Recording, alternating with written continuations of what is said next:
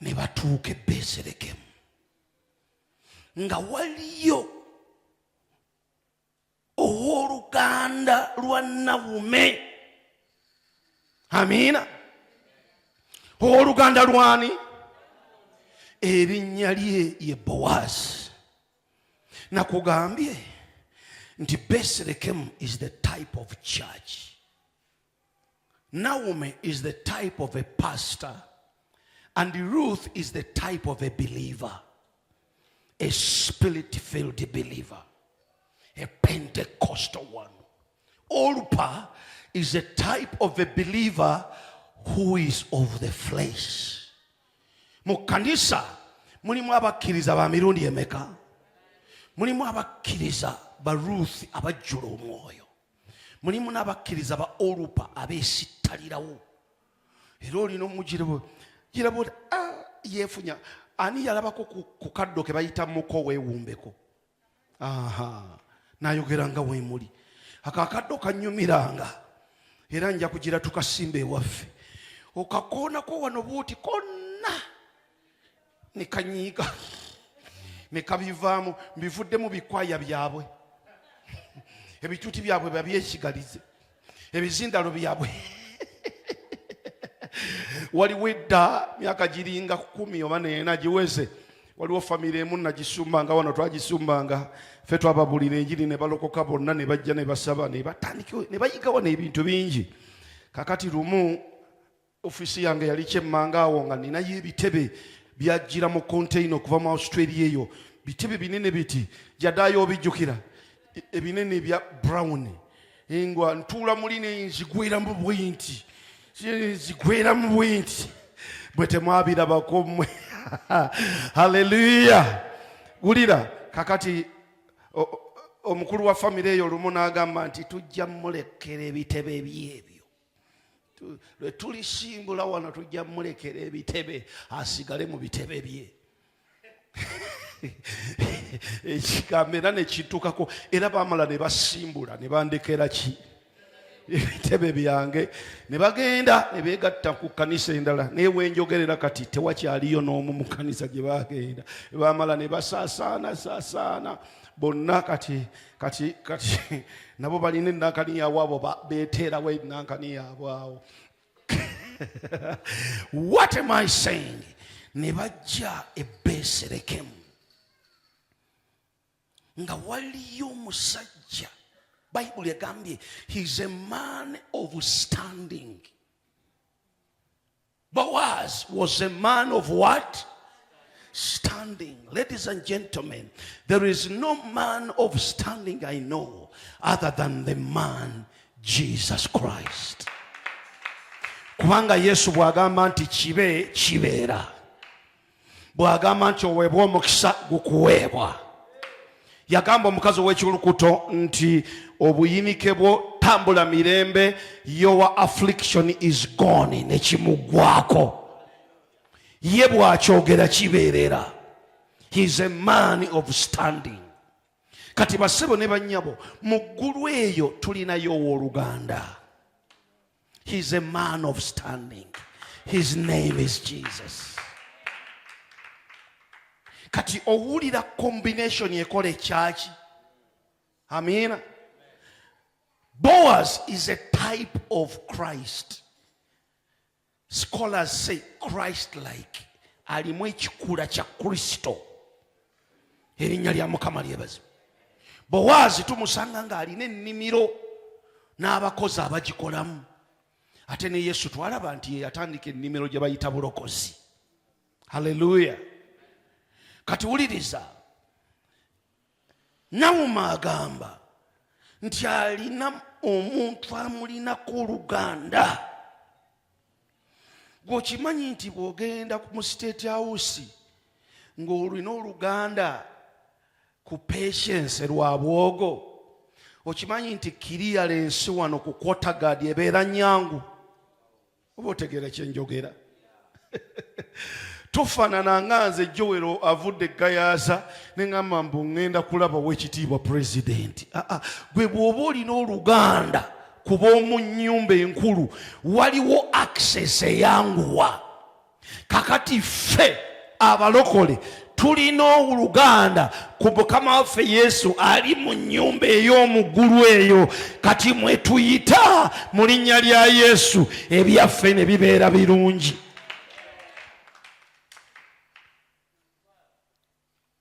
Waliwo Nawume, we see a type of a pastor. Katusome ndeetera olunya oluddako. Awo Luusi Omumowaabu n'agamba Nawume nti kaŋŋende kaakano mu nnimiro nonde ku birimba bya sayiri nga ngoberera oyo anankwatirwa ekisa. N'amugamba nti genda mwana wange. Give me the English version. N'amugamba nti kaŋŋende nonde nga nva ludda wa munziremu nga nva mabega. Listen, in a church we don't start up front. Obokitegeera? In a church or in the kingdom of God tetutandikira mu maaso. Kati ono omulaba Musumba Mugerwa bwe yajja wano yali atuula sayidi eri emabega wali, si gye wali otuula eyo, eyo emabega eyo gye yali atuula. Najja ng'alonda mpola mpola, najja ng'alonda kati ali mu ntebe yaku. Era wano kati zino ebbiri tewali akkirizibwa zituulamu okuggyako bo. Kubanga lwaki? Wulira, mu kkanisa tetwesooka bifo. Si ffe tubyesooka kino kyange, eky'obukadde bw'ekkanisa kyange. Ekyobutume nze nsobola ekyobutume, nze nsobola ekyobwafawunda, nze nsobola ekyennankati, nze nsobola. Si byakwesooka, si bya mbiro. Mu kkanisa tulonda tuvaawa mabega. This speaks of humility. Kyogera ku bukkakkamu, ku bwetoowaze. Kino kyogera ku buwulize. Ekirala mbadde ndusoma olunyiri luno ku makya n'ekibikkulira nti bwe nnonda nga nkulembedde sisobola kuyiga if I am an amateur speaker. Bwe mba nga mbadde ndi mulonzi oba omukunguzi omuyizi ayiga ali amateur. Okulonda from up front ng'okulembedde okwo kwaba senior harvesters.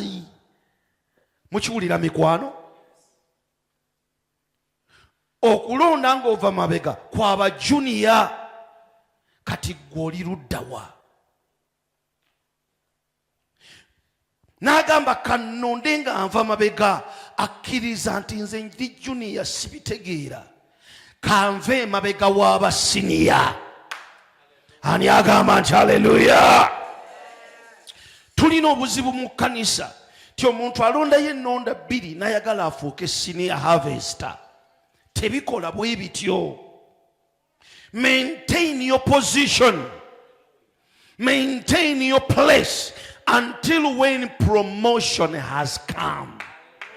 Ani agamba yeah. Nalabye ku TikTok Dr. Serwadda nga abantu babiri bamufukamidde maaso ku Victoria eri ku kituuti. Omu nabadde mumanyi mukwano gwange, naye omulala saamwetegereza mu face nga simutegeera, naye nga gwataddeko emikono, naye ng'ayogera ebigambo ng'agamba nti I release you into the ministry of Kenya. Oh my goodness. Nenjijukira nti Kenya Dr. Mukama gye yamulabikira, Yesu gye yamulabikira, negamba ono gwasindika nga yeesiimye. Nagamba go and harvest souls in Kenya. Ani agamba nti haleluya. Wulira, abantu ekyo tebakirinda, tebakikola ki? Bapuluka bupulusi kubanga bayiza okulonda. Tebikola bwe bityo. Omanyi bino byenjogera bigasa mu abali wano nabali n'abali biwulira. Kati nasazeewo ebintu bino mbiteekere ddala ku rekodi, kubanga ebisinga kati nzira mu buzzo byogera nabyogera dda, naye kati bigenda ku record era kati awatali kamera sigenda kubuulira mu kanisa eno. Without a camera I'm not your preacher. Gamba nti ye nasazeewo nga tewali kamera. Bw'otolaba kamera ng'entunuddemu nsinze mubuulizi era mwenonyemu obuulizaawo kubanga sijja genda nga mbiddamu buzzi kati bigenda ku record kati. Ne bwe ndiwuumula emyaka gijja eyo mu maaso abaliddawo balibiwulira ti omusajja ono yali wa Katonda ddala. Haleluya. N'abawa omukisa. Natunuulidde vidiyo li neŋŋamba wow. Apostle, presiding apostle, watuukira okuyimirira ku kituuti kye n'ofukamira n'agamba nti nkusumuludde kuwadde omukisa, genda e Kenya, genda osumbe, genda olabe omukisa, oteekwa okuba nga obadde luusi mulungi, oteekwa okuba nga obadde olonda buki. Luusi agamba nti nonde nga nva luddawa. Bano byonna byabufuzi bo kye bakola. Kakati memba wa parliament we Luweere gye tulina essomero ye bamunaanika constituency. Jesse Muyingo gye yali minister. Kati memba wa parliament kati Kisanja kyakubiri yali AED we, yali personal assistant we, PA we. Kati ye memba wa parliament. Eri mu nsi y'ebyobufuzi oba mu nsi, they pull others down in order to go up. In the kingdom of God, we support others higher in order to go higher. It is opposite. If you curse me so that you may be blessed, it doesn't work that way. If I manipulate you in order for me to go higher, it doesn't work that way. If I support you to go higher, that's how it works. Wova wenzira ekivamu ng'okwata ku mukono ng'ogamba nti nengera akafo wali yitawo zu nga mpitawo nga ŋŋenda. Ani agamba nti amiina eyama? Erinnya lya Mukama lyebazibwe. N'agamba nti nonde nga nva mabega. Kati kyova olaba tulina ba harvesters abali mu harvesting, bali mu kuwulira, balina ebituuti naye bye balonda tebabitegeera. Balina microphone mu ngalo, balina ekituuti mu maaso gaabwe, emizindalo bagirina, n'ebizimbe babirina, ne congregation bagirina, naye ogenda omuteekako okutwa omuwulire nga byayogera tebirondeka. Why? Talina nawume gwe yavaako mabega ng'alonda. N'agamba kanonde nga nva wa? Nga nva mabega. Let me go and I find someone who will give me favor. Oyo anankwatirwa ekisa. Mu kkanisa tukwatirwa abantu ekisa. Bw'otokwatirwa kisa mu kkanisa oli kisanga wa? Nsabye Katonda akuweeyo abantu abanakwatirwa ekisa, n'eyo gy'okolera bakwatirwa ekisa, abaana bo gye babeera bakwatirwa ekisa, abaana gye basomera ekisa kya Mukama kibalondoole, ekisa kya Mukama waffe Yesu Kristo n'okwagala kwayi Katonda. Ebigambo ebyo tubyongerera wano mu kkanisa. Nsabye Mukama okwatirwa ekisa. Gamba find favor. That word favor is godly. Bible egamba Dawudi bwe yalabika bwe yava eyo mu ttale gye yava yagenda okutuuka amawaka okoma Beserikeme wa kitaawe nti nga mulinzi mulungi era nga anyuma okukola ki? Okulaba. Ekyo kitegeeza favor. Nsabye Katonda favor ya Katonda efuga wano mu church ekugweko. oleme kulubuka wenna olinga aliko enjokyo bakubuuze feesi ng'efufunyadde anti twayingidde 35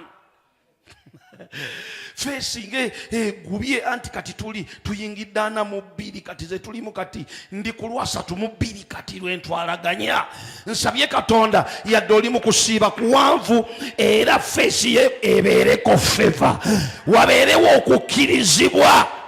Church is a place of favor.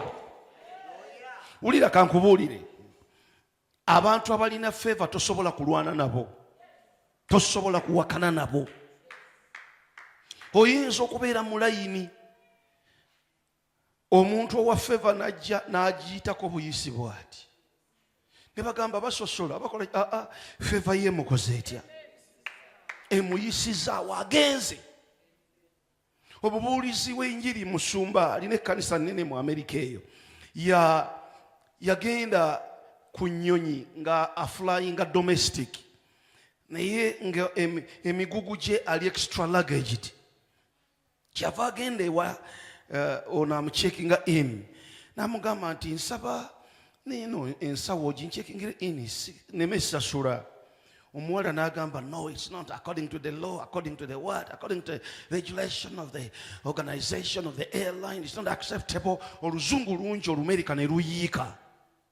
Kakati namuddamu n'amugamba nyamba, I'm a preacher, I'm going to preach these things, I have Bible, I have this. Omuwala n'agaana. Abakyali awo kapiteeni w'ennyonyi n'ajja, pilot agenda ogivuga. Nawulira ono nga yeegayirira n'amugamba what help do you want? Namugamba I'm asking her to help me with my extra luggage. N'agamba stop, give it to me. Give it to me. N'agimuggyako n'agamba ngenda giteeka mu deke yange eya kabini yange eya pilot eya captain. Kati gwe kyoba okola ennyonyi bw'erandinga tofuluma nga tondabye, ngenda kuvaayo bwenti wano nyimirire nayo njikukwase. Ani agamba nti favor bwe kwambala ekuyisa awatayitika, okkirizibwa awatakkirizika. Ani agamba nti haleluya. Ulira omukazi n'amutunuulira, n'atunuulira kompyuta ye, n'atunuulira extra luggage, n'atunuulira kapiteeni, n'atunuulira pasita, n'atunuulira ensawo, n'atunuulira kapiteeni, n'azza amaaso ku pasita. Pasita n'amugamba excuse me ma'am, it's all about favor. N'agamba nti nfuna omuntu gwe nnaavaako emabega nganje, nsabye Katonda oganje.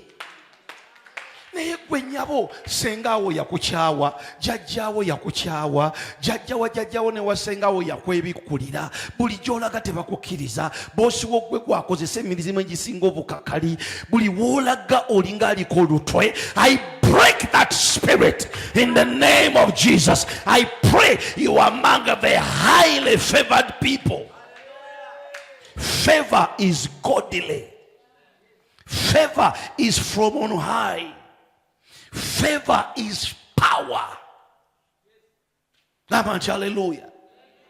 Nagenze mu American Embassy omwaka ogwedde, gwabadde mwezi gwa mwenda, ku mulembe guno gwennyini ogwa President Trump, nga amaze oteekawo etteeka ekkakali. Naye mu ngirire ya favor gundi yange nekkirizibwa alize nga babiganyi, favor neyitawo, nenfuna email ngegamba come tukusike kiwinze, come and appear before the consular. Nengenda abantu 5 mu maaso gange baba mandaba bwenti nga ndaba kubaka tewakyaliwo kali ka window kanankani muyimirira we muti ne baba manga ndaba omusajja yabatandikirako n'abama nga ndaba nganze w'omukaaga nze ngenda nengamba God let the favor calm down. Omusajja nambuza ebibuuzo namala nangamba nampa akapapula akagamba nti komawo olunaku bwe lutyo none gundi yo ku FedEx favor. Neninye ennyonyi mu mulembe guno gwennyini nga neebuuza nange naye oba kinaaba kitya ku luno bulijjo ngenda ku mirembe emirala naye guno mulalamu. Nempita ku kisaawe kyesiitangako Miami, Florida. Situukangayo, bulijjo nina ebisaawe byemmanyi ebinyangwira naye ku luno neŋŋamba nayita Florida simanyi, neŋŋamba naye Mukama yo favor. Kati wulira, bwe natuuka e Miami, Florida ne tuva ku nnyonyi nga nera abantu nga bangi nnyo. Waliwo sayidi ey'aba citizens ne sayidi ey'aba visitors. Fe aba visa nga tuli bangi nnyo. Neŋŋamba kati tuba tugira bali aba citizens ne bakendeera bandi awo omusajja nga ajja omulundi gumbe ju ngagamba mmwe okusaliza wano mugende eno ku citizen gamba nti favor. Nsabye Katonda favor esalize ku gwe bweti ekuyingizeyo munda. Ani agamba haleluya. Nengenda bwe natuuka okuwayo passport bwenti nenjiwayo, omusajja nambuuza how long are you here? Nemubuulira oba yambuuza ebibuuzo ebirala bibiri. Cwi gamba nti haleluya eyama agamba nti amina eyama. Nenyingira America neŋŋamba nti ndi mu America neera because favor takes you there. Nagamba nti ŋŋanje abamu muli bafumbo naye nga ne bababa mmwe temuganjanga gye bali. Nsabye favor gye, favor yeebe ekusookayo mu maaso g'abasomesa.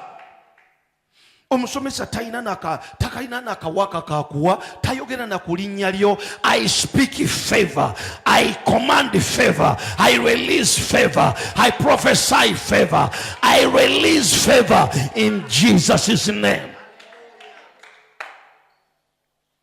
Wuliriza, Bayibuli egamba nti Naomi n'amugamba go my daughter.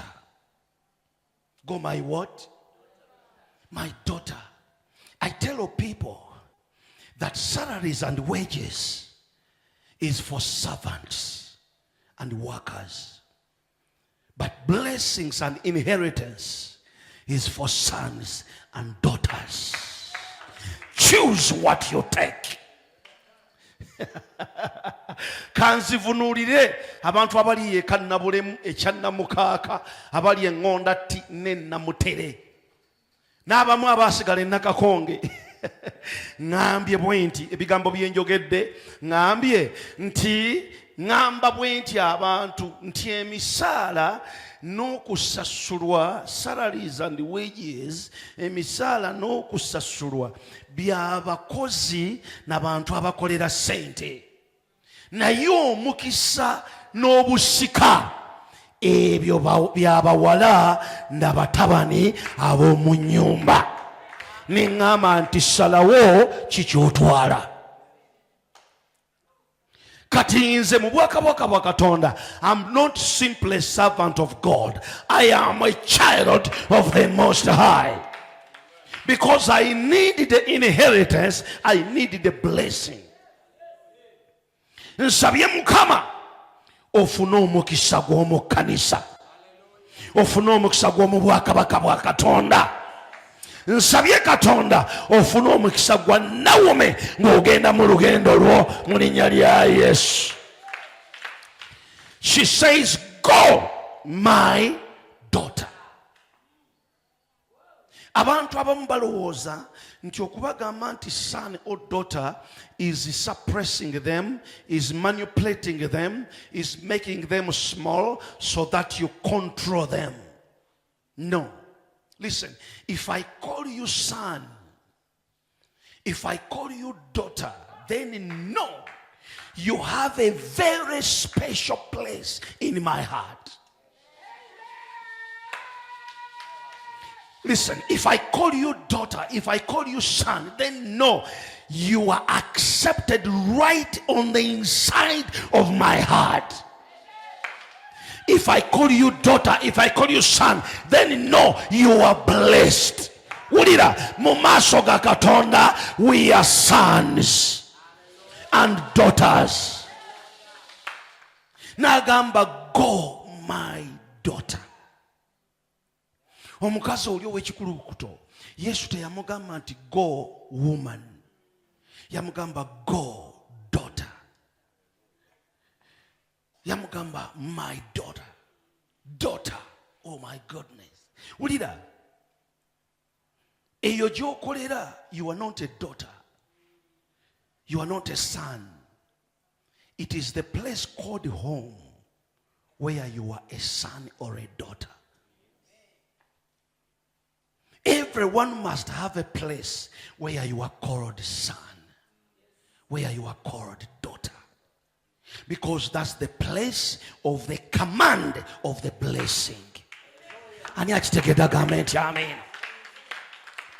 Oba nsomesa, oba mbuulira, oba ndagula, oba ndi mukulombojja, oba nnyumya, oba nsheyalinga, naye kyonna kye kiri Mukama abakolere mu linnya lya Yesu. Kati era njogera nti go my daughter, go my son, be blessed my daughter, be blessed my son, in the name of Jesus. Nyimiridde mu ngatto za Nawume, nyimiridde mu bigere bya Nawume, nangiriranga Nawume wa wano ti mugende bawala bange, mugende babawase embaga, mugende mufumbirwe, mugende muwase, mugende muzimba amayumba, mugende mukulaakulane, mugende musome nga muyita, mugende mutikirwe, mugende muweereze Katonda, mulabe ekisa kya Katonda mu nsi ey'abalamu, mugende mukungule, muyingire Kampala mugirye, muyingire Nakasero mugirye, muyingire Wakiso mugirye, mugende Nairobi, mugende Canada, mugende New York, mwe n'ebisibo n'olunyiri olubavaamu n'enda yammwe n'abava mu nsumba yammwe, muwangule Japan, muwangule America, muwangule London, in the name of Jesus. Mugende mu nsi y'obusuubuzi,